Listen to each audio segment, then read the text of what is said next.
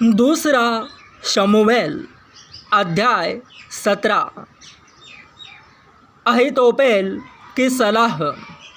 फिर अहीतोपेल ने अबशालोम से कहा, मुझे 12,000 पुरुष छांटने दे और मैं उठकर आज ही रात को दाऊद का पीछा करूँगा।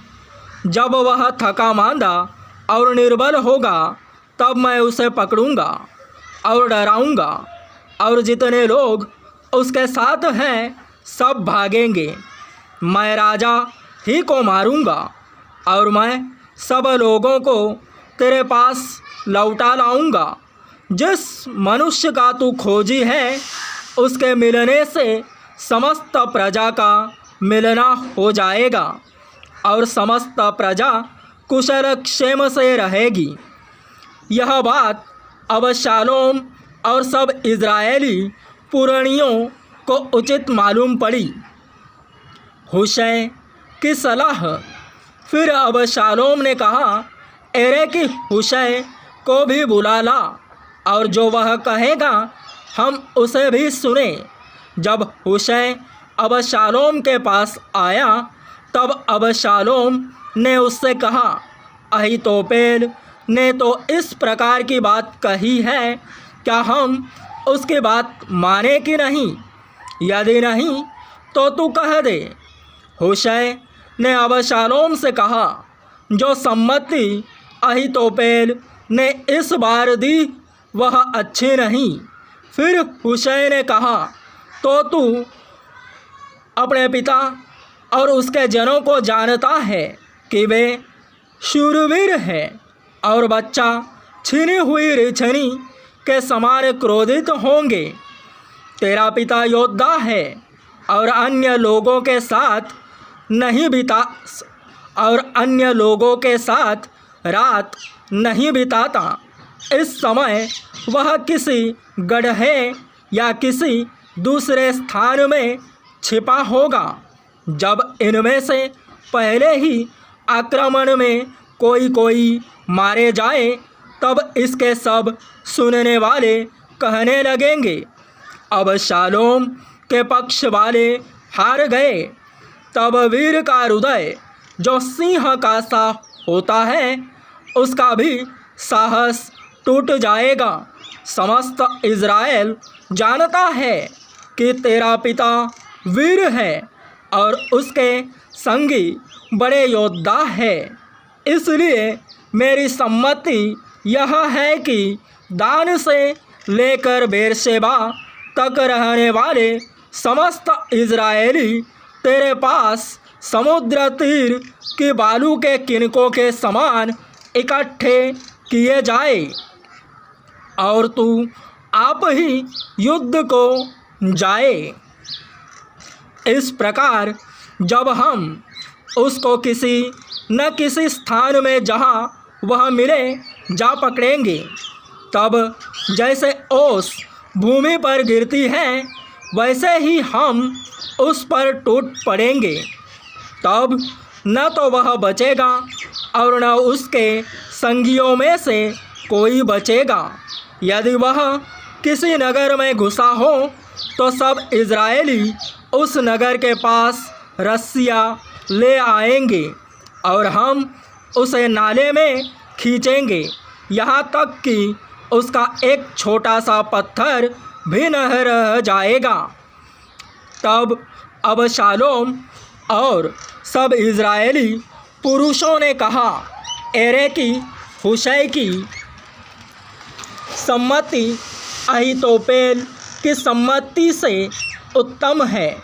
यहोवा ने तो अहीतोपेल की अच्छी सम्मति को निष्फल करने की ठान ली थी कि वह अबशालोम ही पर विपत्ति डाले।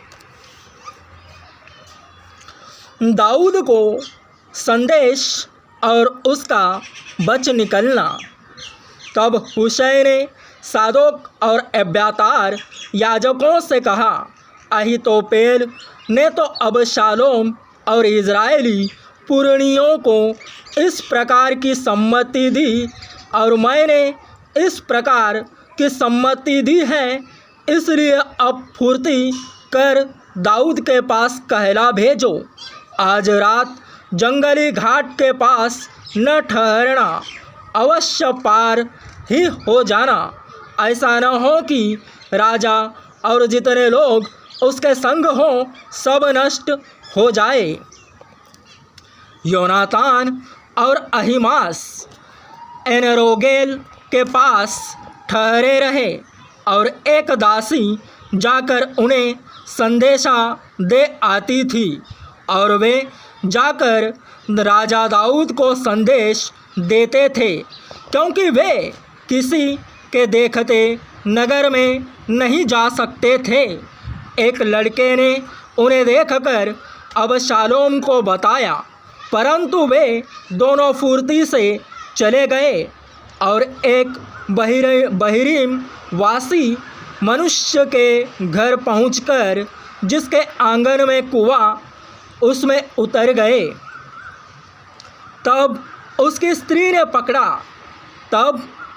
स्त्री ने कपड़ा लेकर कुएं के मुंह पर बिछाया और उसके ऊपर दला हुआ अन्न फैला दिया, इसलिए कुछ मालूम न पड़ा। जब अबशालोम के सेवक उस घर में उस स्त्री के पास जाकर कहने लगे, अहीमास और योनातान कहाँ हैं? तब स्त्री ने उनसे कहा, वे तो उस छोटी नदी के पार गए। तब उन्होंने उन्हें ढूंढा और न पाकर यरूशलेम को लौटे। जब वे चले गए तब ये कुएं में से निकले और जाकर दाऊद राजा को समाचार दिया और दाऊद से कहा, तुम लोग चलो, फुर्ती करके नदी के पार हो जाओ, क्योंकि अहीतोपेल ने तुम्हारी हानि की ऐसी ऐसी सम्मति दी है। तब दाऊद अपने सब संगियों समेत उठकर यरदन पार हो गया और पाँव फटने तक उनमें से एक भी न रह गया जो यरदन के पार न गया हो। जब अहीतोपेल ने देखा कि मेरी सम्मति के अनुसार काम नहीं हुआ, तब उसने अपने गदहे पर काठी कसी और अपने नगर में जाकर अपने घर में गया और अपने घराने के विषय जो आज्ञा देनी थी वह देकर अपने को फांसी लगा ली और वह मर गया और उसके पिता के कब्रिस्तान में उसे मिट्टी दे दी गई। तब दाऊद महनैम में पहुंचा और अबशालोम सब इज़राइली पुरुषों समेत यरदन के पार गया। अबशालोम ने अमासा को योआब के स्थान पर प्रधान सेनापति ठहराया।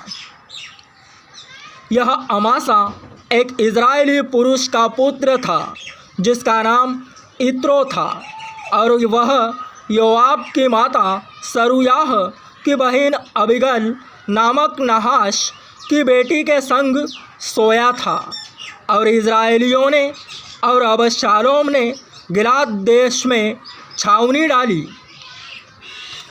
जब दाऊद महनैम में आया तब अम्मोनियों के रब्बा के निवासी नहाश का पुत्र शोबी और लोदबर वासी अम्मीएल का पुत्र माकीर और रोग लिमवासी गिलादी बर्जिल्लै चारपाइयाँ, तसले, मिट्टी के बर्तन, गेहूँ, जौ, मैदा, लोबिया, मसूर, भुने दाने, मधु, मक्खन, भेड़ बकरियाँ और गाय के दही का पनीर दाऊद और उसके संगियों के खाने को यह सोचकर ले आए, जंगल में वे लोग भूखे प्यासे और थके मांदे होंगे।